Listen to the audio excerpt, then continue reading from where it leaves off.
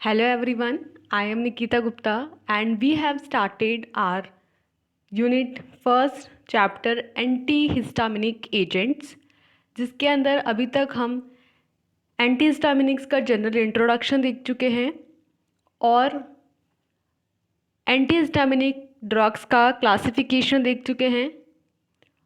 इसमें हमने अभी तक स्टार्ट किया था H1 एंटीहिस्टामिनिक फर्स्ट जनरेशन और हमने फर्स्ट जनरेशन की क्लास के एजेंट्स का एसएआर देखा एंड देन हमने ड्रग्स स्टार्ट करी जिसके अंदर हम दो ड्रग्स अभी तक देख चुके हैं।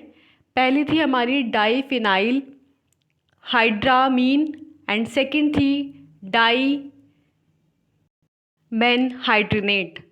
नाउ नेक्स्ट हमारी थर्ड ड्रग है डोक्साइल अमीन सक्सिनेट जिसकी स्ट्रक्चर आपको यहाँ दिखाई दे रही है, जिसमें क्या है, एक पिरिडीन ग्रुप है, एक फिनाइल ग्रुप है जो कि एक कार्बन से अटैच है और इस कार्बन से एक मिथाइल ग्रुप भी अटैच है। क्योंकि इस कार्बन पे तीन अलग अलग ग्रुप प्रेजेंट है तो ये बेसिकली क्या है, एक कायरल कार्बन हो गया।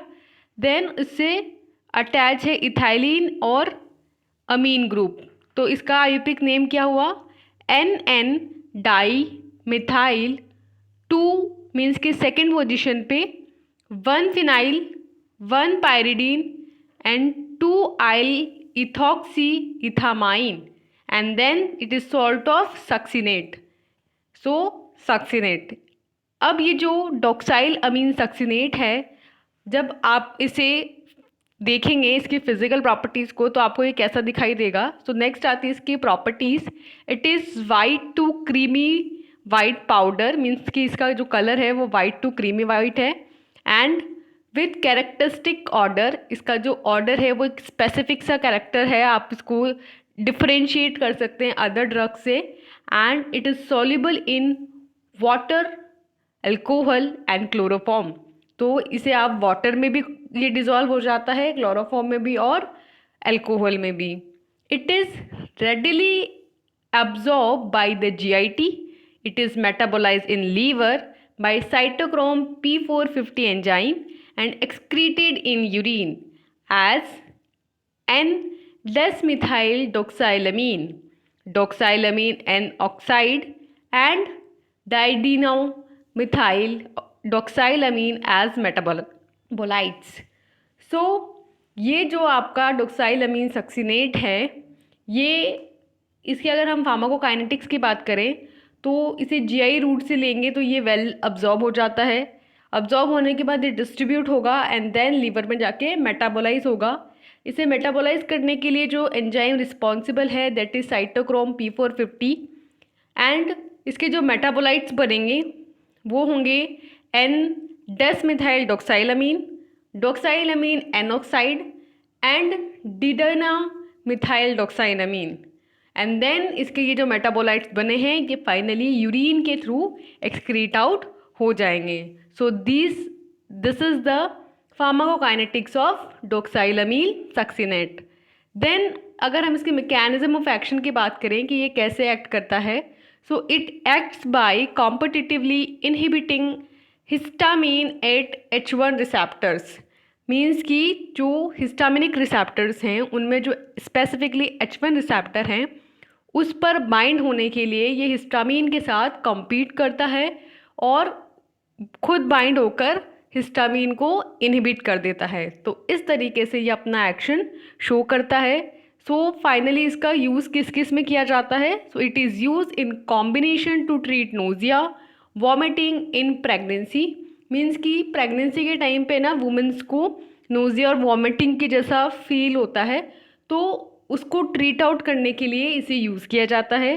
Second, it is use as a short term sedative, because हमने स्टडी किया है कि जो H1 एंटीहिस्टामिनिक एजेंट्स हैं इनके साथ एक एसोसिएटेड एडवर्स इफेक्ट्स है कि ड्राउजीनेस सडेशन ये कोज करते हैं, तो इसका यूज़ एज अ सेडेटिव भी किया जाता है।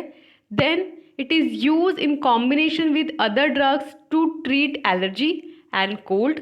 सो एलर्जिक जो रिएक्शंस होती हैं, बिकॉज एंटी हिस्टामिनिक है तो हिस्टामिन एलर्जी कोज करता है, तो एंटी हिस्टामिनिक उसके अगेंस्ट एक्ट करेंगे और क्या एक्शन परफॉर्म करेंगे कि जो एलर्जी है और जो कोल्ड की कंडीशंस है उसको ट्रीट आउट करने में ये अदर ड्रग्स के साथ इन कॉम्बिनेशन यूज़ किए जाते हैं।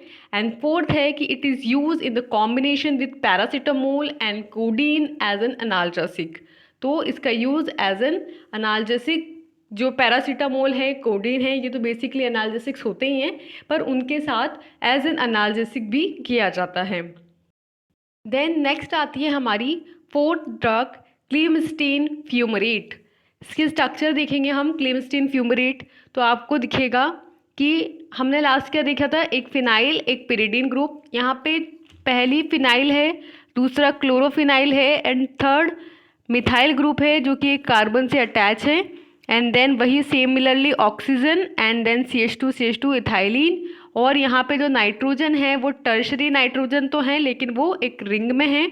तो this is also a different thing जो आप नोटिस करेंगे। हमें यही ध्यान रखना है कि सारे स्ट्रक्चर्स में सिमिलैरिटीज़ क्या आ रही हैं और कॉमन चीज़ क्या आ रही है। तो हमने SAR में ही वहाँ एक कॉमन चीज़ देख लिया था कि बीच में एक इथाइलिन इथाइलिन, इधर amine, one sided amine and second side आपके ऑक्सी करके कोई ग्रुप होगा और उसके साथ अराइल ग्रुप्स होंगे। तो आपको सिर्फ ये ध्यान रखना है कि कौन कौन से अराइल ग्रुप आ रहे हैं और जो अमीन ग्रुप आ रहा है वो किस फॉर्म में आ रहा है, रिंग के फॉर्म में आ रहा है या उसमें जो एसोसिएटेड सब्स्टिट्यूट है वो इथाइलिन है, मिथाइलिन है। तो बस आपको ये ध्यान रखना है, आपको बेसिक मोइटी तो पता चली गई ना। तो ये ध्यान रखना है कि कौन कौन से फिनाइल ग्रुप है। तो हमने देखा कि इसमें एक फिनाइल है एक क्लोरोफिनाइल है, तो इसका जो आयुपिक नेम होगा वो होगा RR-2, यानी सेकेंड पोजीशन पे, सेकेंड की भी सेकेंड पोजीशन पे, देन अगेन 2 और फिर उस सेकेंड की फर्स्ट पोजीशन पे 1 पोजीशन पे 4 क्लोरोफिनाइल, देन अगेन 1 पोजीशन पे फर्स्ट पोजीशन पे 1 phenyl, ethoxy, then ethyl, 1 methyl, pyrrolidine, hydrogen fumarate. So this is the IUPAC name of clemastine fumarate. अगर हम क्लीमिस्टीन फ्यूमरेट की प्रॉपर्टीज़ की बात करें तो it is a white and almost white crystalline powder, very slightly soluble in water. तो अगर हम इसके फिजिकल प्रॉपर्टीज़ की बात करें तो वाइट कलर का होता है, ऑलमोस्ट वाइट क्रिस्टलाइन सा, एंड ये वाटर के अंदर इजीली सॉल्युबलाइज नहीं होता है, बहुत स्लाइट अमाउंट में ही सॉल्युबलाइज हो पाता है। देन इसके फार्माकोकाइनेटिक्स की बात करें तो clemastine is rapidly absorb from the GIT and metabolize by the liver by mono and dimethylation, excreted as glucuronide conjugation, and it has 2 chiral centers which each of which has the R absolute configuration। जैसे कि मैंने आपको बताया था कि इसके अंदर जो ये पहला कायरल सेंटर है इसमें एक फिनाइल एक क्लोरोफिनाइल और एक मिथाइल ग्रुप प्रेजेंट है। तो फर्स्ट कार्बन कंपाउंड ये हुआ यहाँ पे, और इसका जो सेकेंड कार्बन कंपाउंड है that is also having R absolute configuration. तो आप इसका स्टीरियोकेमिस्ट्री में जब जाएंगे तो आप इसमें देखेंगे, नोटिस करेंगे कि इसके अंदर R एब्सोल्यूट कॉन्फिग्रेशन है, 2 कायरल सेंटर्स हैं। और ये जो है जब आप इसे GIT रूट से लेंगे, जब आप इसे ओरली लेंगे तो ये GIT में इजीली अब्जॉर्ब हो जाएगा, देन डिस्ट्रीब्यूट होगा, मेटाबोलाइज होगा लीवर के थ्रू, और लीवर के थ्रू जो इसका मेटाबॉलिज्म हो रहा है वो मोनो एंड डाइडिनो मिथाइलेशन प्रोसेस के थ्रू होगा, और फाइनली ये ग्लूकोरोनाइड कॉन्जुगेशन में कॉन्जुगेट में कन्वर्ट होगा और देन एक्सक्रीट आउट होगा। तो इस तरीके से इसकी फार्माकोकाइनेटिक्स होती है, इसकी स्ट्रक्चर होती है। देन आता है इसका मैकेनिज्म ऑफ एक्शन कि किस तरीके से ये एक्ट करेगा। So clemastine selectively binds to H1 receptor and block the action of histamine. तो इसका भी सिमिलरली ही मैकेनिज्म ऑफ एक्शन है कि ये भी H1 रिसेप्टर से सेलेक्टिवली बाइंड होगा और बाइंड होकर के हिस्टामिन को नहीं बाइंड होने देगा। तो इस तरीके से हिस्टामिन के एक्शन को ये ब्लॉक कर देता है और अपना एंटी हिस्टामिनिक एक्शन शो करता है। देन इसके यूजेस की बात करें, सो it is use for the treatment of allergy, hay fever and common cold. तो क्योंकि हिस्टामिन क्या कोज कर रहा था, एलर्जी कोज कर रहा था, हे फीवर कोज कर रहा था, कॉमन कोल्ड कोज कर रहा था, तो इसका यूज़ एंटी हिस्टामिनिक की फॉर्म में, यानी इनको ट्रीटमेंट में, इनको ठीक करने में किया जाता है। And second, it also having anti cholinergic activities. तो हमने स्टार्टिंग में ही कहा था कि कुछ जो आपके एंटी हिस्टामिनिक्स हैं उनमें H1 रिसेप्टर वाले होते हैं, उनकी एंटी मस्कैरिनिक एक्टिविटी या एंटी कॉलिनर्जिक एक्टिविटी भी देखी गई है। तो यहाँ पे हम ध्यान रखेंगे कि जो क्लिमिस्टीन है इसका यूज़ किया जाता है as anti cholinergic activity. Next हमारी ड्रग है डाइफिनाइल पायरालीन हाइड्रोक्लोराइड। तो नाम से पता चल रहा है कि इसके अंदर डाइफिनाइल यानी कि 2 फिनाइल रिंग्स हैं, और पायरालीन मीन्स कि एक पायरालीन मॉइटी है, और ये जो सॉल्ट है वो HCl का सॉल्ट है। सो इसका आयुपिक नेम है डाइफिनाइल पायरालीन हाइड्रोक्लोराइड का 4 diphenyl methoxy 1 methyl piperidine hydrochloride. 4th position पे हैं आपके 2 diphenyl, then methoxy 1 methyl, that is 1 methyl, because इसमें जो मेन मॉइटी है वो है पिपरीडीन, और पिपरीडीन में फर्स्ट पोजीशन पे है नाइट्रोजन, और नाइट्रोजन से अटैच है methyl, so it is 1 methyl, and इसकी 4th पोजीशन पे ये पूरा ग्रुप अटैच है। तो इस तरीके से इसका नाम डिज़ाइन हुआ है। देन आती है इसकी प्रॉपर्टीज़। तो इसकी फिजिकल प्रॉपर्टीज़ की बात करें अगर हम, तो it is a white, slightly of white crystalline powder that is soluble in water and alcohol, and it is stored in tightly closed light resistance container. That means हम इसकी प्रॉपर्टीज समझ रहे हैं कि ये जो है बेसिकली इसका कलर होता है वाइट और स्लाइटली ऑफ द वाइट, और क्रिस्टलाइन इसकी फिजिकल अपीयरेंस है, वाटर में और अल्कोहल में सॉल्युबलाइज हो जाता है, और इसे आप टाइटली क्लोज कंटेनर में रखेंगे जिससे कि लाइट जो है वो पास आउट नहीं हो सकती, क्योंकि लाइट के प्रेजेंस में ये क्या हो जाएगा, कन्वर्ट हो जाएगा, डिग्रेड हो जाएगा, और इसका जो वाइट कलर है वो भी चेंज हो जाएगा। देन आता है इसका मैकेनिज्म ऑफ एक्शन, ये कैसे एक्ट करता है। So it is act by competing by histamine with H1 receptor but do not reverse response produced by histamine alone। Means कि ये जो है हिस्टामीन के साथ कॉम्पीट करता है H1 रिसेप्टर पे बाइंड होने के लिए, लेकिन ये जो रिस्पॉन्स हिस्टामीन ने प्रोड्यूस किए हैं उस रिस्पॉन्स के रिवर्स रिस्पॉन्स जो है वो प्रोड्यूस नहीं करता है। ये इसके अपने खुद के एक्शंस हैं, अपने खुद के रिस्पॉन्स हैं, ये हिस्टामीन के रिस्पॉन्स को रिवर्स नहीं करता है। So this is how it acts. Then आते हैं इसके यूजेस। तो अगर ये नहीं करता है तो इसका किस किस में यूज़ करेंगे, तो it is use for the symptomatic relief of rhinitis, pruritus and hay fever. Means कि ये जो राइनाइटिस है यानी कि नोज़ में अगर इन्फेक्शन इन्फ्लामेशन है तो उसे ट्रीट करेगा, प्यूराइटिस यानी कि ईचिंग सेंसेशंस को ट्रीट आउट करेगा, और हे फीवर जो कि स्पेशली आपने सुना होगा एलर्जेंस की वजह से होते हैं उनको ये ट्रीट आउट करता है, उसके सिम्टम्स को ट्रीट आउट करता है, उसके कोज को ट्रीट आउट नहीं करता है। तो क्योंकि इसने स्पेसिफिकली मेंशन किया है कि symptomatic relief it provides. Then it is also use as the teoclate salt, that is piperine hydrinate as an ingredient in the preparation of the relief of cough and common cold। Means कि जो कफ और common cold होता है तो उनके लिए जो drugs prepare की जाती हैं उनके रिलीफ के लिए, तो उसमें एज एन इंग्रेडिएंट यूज़ किया जाता है, और वहाँ पे इसका टिकोलेट सॉल्ट बनाया जाता है और फिर उसका यूज़ किया जाता है। देन नेक्स्ट है It can also be useful in the treatment of Parkinsonism।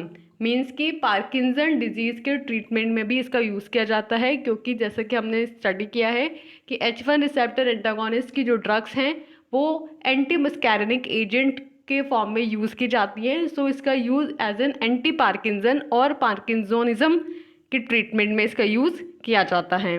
Next हमारी ड्रग आती है ट्रिप्लेनामाइन हाइड्रोक्लोराइड। ट्रिप्लेनामाइन हाइड्रोक्लोराइड की स्ट्रक्चर अगर हम देखें तो ये HCl का सोल्ट है। इसके अंदर सिमिलरली टर्शरी अमीन प्रेजेंट है, 2 इथाइलिन है, और ये जो है यहाँ पे नाइट्रोजन के थ्रू अटैच है। अभी तक हम क्या देख रहे थे, ऑक्सीजन यहाँ पे प्रेजेंट था, अभी यहाँ पे नाइट्रोजन प्रेजेंट है। इसके साथ अटैच है एक पिरिडीन और CH2 and then phenyl, that is methyl phenyl group. So इसका आईपिक नेम क्या होगा, NN dimethyl, N phenyl methyl, N pyridine, 2 yl ethane, 1,2 diamine hydrochloride. So it is the IUPAC name of tripelennamine hydrochloride. इसकी physical properties की अगर हम बात करें, it is a white crystalline powder that darken slowly on the exposure of water. It is soluble in water and alcohol and it is well absorbed when taken by orally. So ये भी similarly एक white crystalline powder होता है और light के presence में ये darken होता जाता है धीरे धीरे, इसलिए आप इसे किस में रखेंगे, लाइट रेजिस्टेंट जो कंटेनर्स होंगे उनमें स्टोर करके रखेंगे। ये वाटर और अल्कोहल में सॉल्युबलाइज हो जाता है और इसे आप ऑरली रूट से जब लेंगे तो ये वेल अब्जॉर्ब हो जाता है। देन आता है इसका mechanism of action. So it acts as H1 receptor antagonist. It also have little anticholinergic and weak serotonin nor epinephrine dopamine reuptake inhibitor properties. So firstly तो ये H1 रिसेप्टर एंटागोनिस्ट की तरह वर्क करेगा, यानी कि H1 रिसेप्टर्स पे bind होकर के उन्हें एंटागोनाइज करेगा, लेकिन उसके साथ साथ इसकी on a little amount anticholinergic activity है और साथ में weak serotonin nor epinephrine dopamine reuptake inhibitor property भी होती है। So this is the properties of tripelennamine hydrochloride. Then next आता है इसके यूजेस, कि जब ये इतने सारा एक्शन शो कर सकता है, ना सिर्फ एंटी हिस्टामिनिक बल्कि एंटीकोलिनर्जिक एक्शन भी शो कर रहा है, एंटी सेरोटोनिन भी कर रहा है, तो इसका क्या क्या यूज़ किया जाता है। It is use as an antihistaminic agent for the treatment of upper respiratory tract allergic reactions like asthma, hay fever, rhinitis and urticaria. तो इसका जो यूज़ किया जाता है, पहला तो सबसे इम्पॉर्टेंट एंटी हिस्टामिनिक की फॉर्म में करेंगे ही, और एंटी हिस्टामिनिक की फॉर्म में जब हम इसका यूज़ करते हैं तो यूज़ किया जाता है रेस्पिरेटरी ट्रैक्ट में। एलर्जिक जो कंडीशंस होती हैं लाइक अस्थमा हो गया, हे फीवर हो गया, राइनाइटिस हो गया, एनार्टिकारिया हो गया, तो इनके ट्रीटमेंट में इसका यूज़ किया जाता है। Second, it can also be used alone and in combination in the expectorant and decongestant formulation. Second, इसका यूज़ किस में किया जा रहा है, या तो आप इसको अलोन भी यूज़ कर सकते हैं या आप इसको कॉम्बिनेशन भी यूज़ कर सकते हैं विथ एक्सपेक्टोरेंट। तो इसका जो यूज़ है वो एज एन एक्सपेक्टोरेंट भी हो जाएगा और साथ में ये डीकॉन्जेस्टेंट जो फॉर्मुलेशंस हैं उनमें भी कॉम्बिनेशन फॉर्म में यूज़ की जाती है। सो यहाँ हमारा 6 ड्रग हमने कंप्लीट किया। नेक्स्ट आती है हमारी 7 drug, that is chlorcyclizine hydrochloride. Structure देखेंगे हम क्लोरोसाइक्लिन हाइड्रोक्लोराइड की, तो इसमें ये जो कार्बन है this is also Kirill carbon, because यहाँ पे जो थर्ड हमारा ग्रुप है ना वो हाइड्रोजन होगा और साथ में एक फिनाइल क्लोरोफिनाइल ग्रुप, और इससे ये जो आपका अटैच है that is piperazine moiety, and then यहाँ पे जो नाइट्रोजन है वो टर्शरी नाइट्रोजन नहीं होकर क्या है, एक साइक्लिक नाइट्रोजन है, और उसके साथ अटैच है एक मिथाइल ग्रुप और ये सॉल्ट है HCl का। सो इसका आईयूपिक नेम हुआ 1 फर्स्ट पोजिशन पे 4 chlorophenyl, then phenyl methyl, 4 methyl piperazine hydrochloride. Then आती है इसकी प्रॉपर्टीज़। सो इसकी फिजिकल प्रॉपर्टीज़ की अगर हम बात करें, it is a light sensitive white crystalline powder which is freely soluble in water, alcohol and chloroform. It is stored in well closed light resistance container. तो अगर हम इसकी फिजिकल प्रॉपर्टीज़ की बात करें तो ये बहुत ही लाइट सेंसिटिव होता है, तो क्योंकि लाइट सेंसिटिव है इसलिए आप उसे लाइट रेजिस्टेंस कंटेनर में स्टोर करके रखेंगे। कलर की बात करें तो ये वाइट क्रिस्टलाइन पाउडर होता है। सॉल्युबिलिटी की बात करें तो ये सॉल्युबलाइज हो जाता है वाटर के अंदर, अल्कोहल के अंदर और क्लोरोफॉर्म के अंदर। एंड देन इसे आप well closely light resistance container में स्टोर करके रखेंगे। It is readily absorbed after oral administration, metabolized by N-demethylation to form norchlorcyclizine and also metabolized by N-oxidation। Means कि जब आप इसे orally रूट से लेते हैं तो ये वेल अब्जॉर्ब हो जाता है। अब्जॉर्ब होने के बाद ये मेटाबोलाइज होगा और इसका जो मेटाबॉलिज्म होगा वो N-demethylation प्रोसेस से होगा और ये फॉर्म करेगा नॉरक्लोरसाइक्लिजीन एंड ऑल्सो ये मेटाबोलाइज होगा एन ऑक्सीडेशन प्रोसेस से। सो इस तरीके से इसके मेटाबोलाइट्स बनेंगे एंड देन फाइनली वो एक्सक्रीट आउट हो जाएंगे। देन आता है इसका मैकेनिज्म ऑफ एक्शन।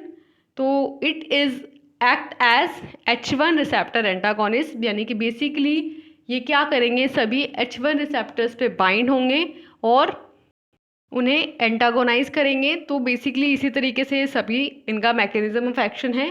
तो इसका यूज़ किस में किया जाता है, like other antihistaminics it is use for pruritus, skin disorders, rhinitis, urticaria and other allergic symptoms. Means कि इसका यूज़ किया जाता है इचिंग में, स्किन रैशेज, स्किन के जो डिसऑर्डर्स हैं, नोज एलर्जेंस, अर्टिकारिया और जो भी एलर्जिक सिम्टम्स हैं उन सभी के ट्रीटमेंट में यूज़ किया जाता है। क्योंकि बेसिकली हमें पता है कि हिस्टामिन एलर्जेंस जो है उनकी प्रेजेंस में एलर्जी कोज करता है, तो उसे हमें ट्रीट आउट करना है, इसीलिए हम एंटी हिस्टामिनिक्स जो हैं वो दे रहे हैं। नेक्स्ट इसका सेकेंड यूज़ है, it has also some local anaesthetic, anticholinergic, anti serotonergic properties and can be use as anti emetic. तो इसका जो है साथ के साथ यूज़ किया जाता है लोकल एनेस्थेटिक की फॉर्म में। एंटीकोलिनर्जिक तो हमें पता ही है कि ये एंटी मस्कैरिनिक एक्टिविटी रखता है, यानी एंटीकोलिनर्जिक एक्शन शो करेगा। एंड देन इसका एंटी सेरोटोनर्जिक प्रॉपर्टीज़ भी शो होती हैं। और नेक्स्ट इसका यूज़ किया जाता है as an antiemetic. So these are the uses of chlorcyclizine hydrochloride. Next हमारी ड्रग है मीसाइक्लाजीन हाइड्रोक्लोराइड।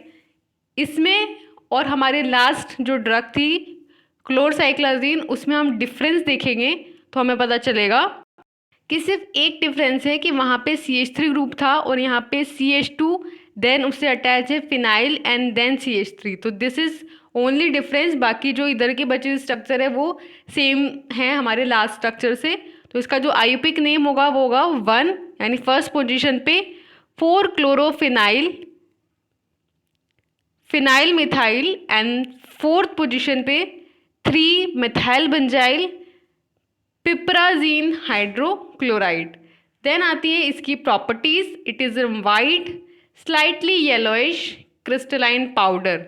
वाइट कलर का होता है, स्लाइटली येलोइश सा होता है और क्रिस्टलाइन पाउडर है।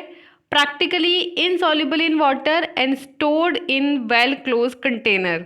तो वाटर के अंदर ये इनसॉल्युबल होता है। प्रैक्टिकली इनसॉल्युबल मीन्स कि सॉल्युबलाइज किया जा सकता है बहुत सारे फैक्टर्स यूज़ करके, बाकी प्रैक्टिकली तो ये इनसॉल्युबल होगा। एंड इसको आप वेल क्लोज कंटेनर में क्लोज करके रखेंगे। And it differs from chlorcyclizine in having an N methyl benzyl group in place of N methyl group. तो जैसा कि मैंने आपको बोला वही सेम यहाँ पे बताया गया है कि जो लास्ट हमारी स्ट्रक्चर थी उसमें N-मिथाइल ग्रुप था और इसके अंदर N-मिथाइल बेंजाइल ग्रुप है। तो इस तरीके से ये क्लोरसाइक्लाजीन के साथ डिफरेंस रखता है। इसकी फार्माकोकाइनेटिक्स की अगर हम बात करें तो it is well absorbed and distributed throughout the body, metabolize in liver, excreted unchange in faeces and metabolites are found in the urine. इसे हम ओरली रूट से लेंगे तो ये वेल अब्जॉर्ब हो जाएगा। अब्जॉर्ब होने के बाद डिस्ट्रीब्यूट होगा throughout the body and then ये मेटाबोलाइज होगा लीवर के अंदर और इसके जो मेटाबोलाइट्स बनेंगे वो फाइनली यूरिन के थ्रू और एक्सक्रीटेड होंगे। और जो अनचेंज हैं यानी कि जो मेटाबोलाइट नहीं बनेंगे, तो ये जो मेन फॉर्म है इसकी अनचेंज फॉर्म, वो फेसेस के थ्रू एक्सक्रीट आउट होंगे। तो इस तरीके से इसका पूरा मेटाबॉलिज्म होता है। देन इसके आता है mechanism of action. So meclizine is an antagonist of H1 receptor. It also act as dopamine antagonist and anticholinergic. तो ये जो है H1 रिसेप्टर्स पे बाइंड होगा, उसको एंटागोनाइज करेगा, उसका एंटागोनिस्ट एक्शन शो करेगा।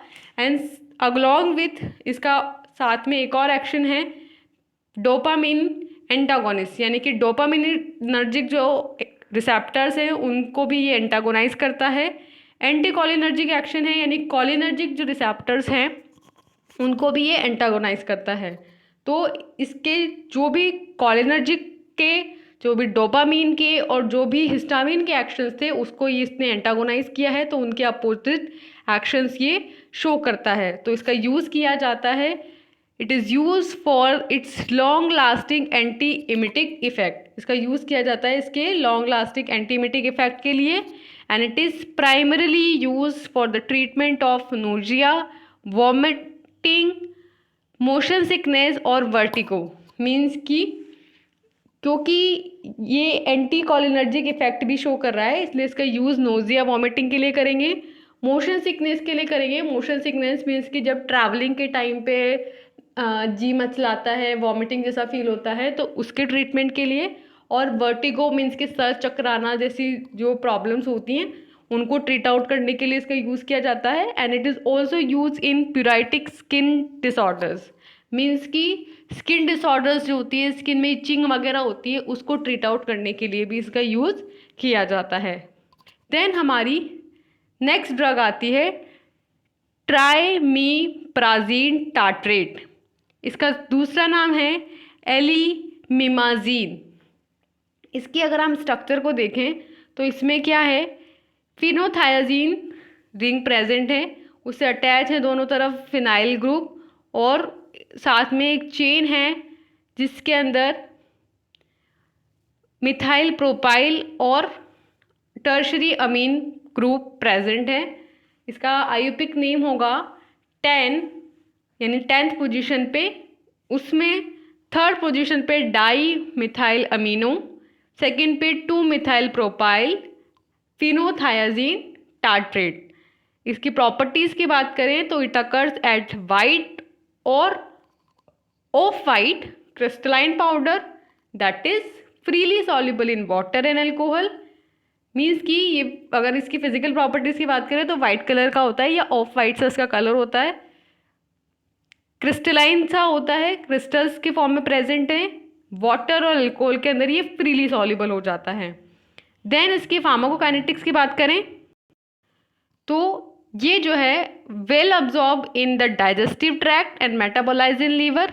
मीन्स कि जो डाइजेस्टिव ट्रैक्ट होता है, जे ट्रैक्ट है, उसके अंदर ये वेल अब्जॉर्ब हो जाएगा जब आप इसे ऑरली रूट से लेंगे।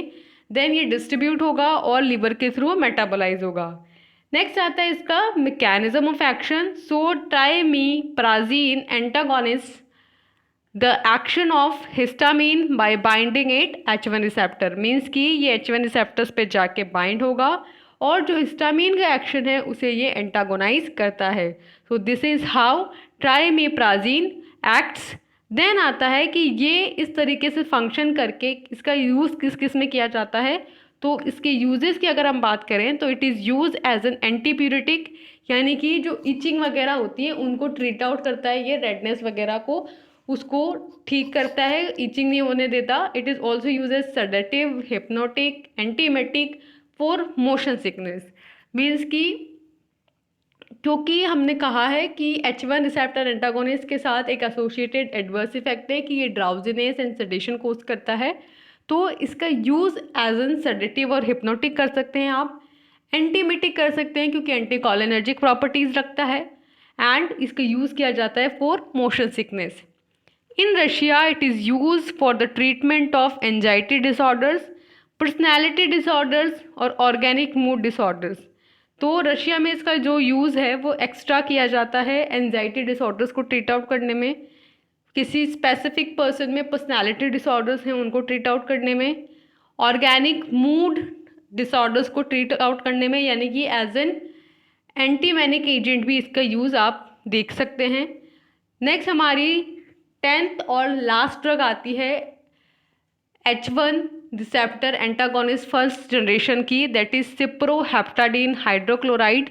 इसकी स्ट्रक्चर को आप अगर देखेंगे तो इसके अंदर एक कॉम्प्लेक्स स्ट्रक्चर है, जिसके अंदर ये आप देखेंगे कि एक 7 कार्बन की रिंग है और उससे एसोसिएटेड है 2 फिनाइल रिंग, और नीचे की तरफ डबल बॉन्ड से एसोसिएटेड है एक piperidine moiety and then methyl group. और ये HCl का एक सॉल्ट है, तो इसका आईपिक नेम हुआ 4th पोजीशन पे 1H dibenzo A B yl लो heptene 5 ylidene 1 methyl piperidine hydrochloride. इसकी प्रॉपर्टीज़ की अगर हम बात करें तो this drug is phenothiazine analogous in which sulphur atom has been replaced by isosteric vinyl group. Means कि ये जो ड्रग है ये फिनोथायाजीन का एनालोगस होता है, जिसमें जो सल्फर ग्रुप है उसे आइसोस्टेरिक विनाइल ग्रुप के थ्रू क्या कर दिया गया है, रिप्लेस कर दिया गया है। यहाँ पे अगर इस विनाइल ग्रुप की जगह अगर सल्फर ग्रुप होता तो ये क्या होता, फिनोथायाजीन होता, लेकिन उस सल्फर को आइसोस्टेरिक विनाइल ग्रुप ने रिप्लेस कर दिया। And ring nitrogen is replaced by sp2 carbon atom. और रिंग का जो नाइट्रोजन एटम अगर फिनोथायाजीन होता तो वह नीचे नाइट्रोजन होता, लेकिन इस नाइट्रोजन को रिप्लेस कर दिया गया sp2 कार्बन एटम के थ्रू। तो दिस इज द चेंजेस अगर आप करेंगे फिनोथायाजीन में तो आपको ये वाली स्ट्रक्चर मिलेगी। अगर इसकी फिजिकल प्रॉपर्टीज़ की बात करें तो इट इज़ अ वाइट और slightly yellow crystalline powder that is slightly soluble in water, springly soluble in alcohol. It is stored in well-closed container. It is well absorbed, completely metabolite and excreted as conjugated mainly as purine and faces. Means कि ये जो है अगर बाहर से इसके physical appearance की बात करें तो वाइट कलर का होता है, स्लाइटली येलोइश सा होता है, क्रिस्टलाइन होता है, क्रिस्टल्स की फॉर्म में होगा, वाटर के अंदर थोड़ा सा स्लाइटली सा सॉलिबलाइज हो जाएगा, और एल्कोहल के अंदर ये स्प्रिंगली सॉलिबलाइज होता है। स्टोर की बात करें तो उसे हम क्लोज कंटेनर में स्टोर करके रखेंगे। और इसके फार्माकोकाइनेटिक्स की बात करें तो ऑरली रूट से लेंगे, वेल अब्जॉर्ब हो जाएगा, अब्जॉर्ब होने के बाद डिस्ट्रीब्यूट होगा, देन मेटाबोलाइज होगा, मेटाबोलाइट्स बनेंगे इसके, और फिर ये इसके जो कॉन्जुगेटेड बने हैं, जो इसके मेटाबोलाइट बने हैं वो यूरिन के थ्रू और फीसेस के थ्रू एक्सक्रीट आउट होंगे। सो अगर मैं सम अप करूँ हमारे आज के वीडियो लेक्चर को, तो हमने H1 एंटी हिस्टामिनिक एजेंट्स की फर्स्ट जनरेशन की फर्स्ट 2 ड्रग्स हम पहले पढ़ चुके थे, और 3rd ड्रग से हमने आज स्टार्ट किया, जिसके अंदर हमने स्टडी किया doxylamine succinate, then clemastine fumarate, then diphenylpyraline hydrochloride, then tripelennamine hydrochloride, then chlorcyclizine hydrochloride, then meclizine hydrochloride, then trimeprazine tartrate, and then last में हमने स्टडी किया सिप्रोहेप्टाडीन हाइड्रोक्लोराइड को। सो हमें क्या ध्यान रखना है कि कॉमन चीज़ें आप नोटिस करेंगे कि इन ड्रग्स के अंदर बहुत सारी सिमिलैरिटीज़ होंगी, उन्हें ध्यान रखेंगे, और आप देखेंगे कि एक ड्रग दूसरे ड्रग से किस वे में डिफरेंशिएट है, किस चीज़ में वो अलग हैं, और उस अलग होने की वजह से वो अपना क्या डिफरेंट एक्शन शो कर पा रही हैं। तो आपको ये ड्रग्स ध्यान रखने में ईजी रहेगा और आपको इनकी यूटिलिटीज़ भी पता चलेंगी। देन नेक्स्ट वीडियो लेक्चर में हम इसी टॉपिक को कंटिन्यू रखेंगे और H1 रिसेप्टर एंटागोनिस्ट की ही 2nd जनरेशन को हम स्टार्ट करेंगे। यहाँ हम 1st जनरेशन को सम अप करते हैं। So for now thank you and all the best.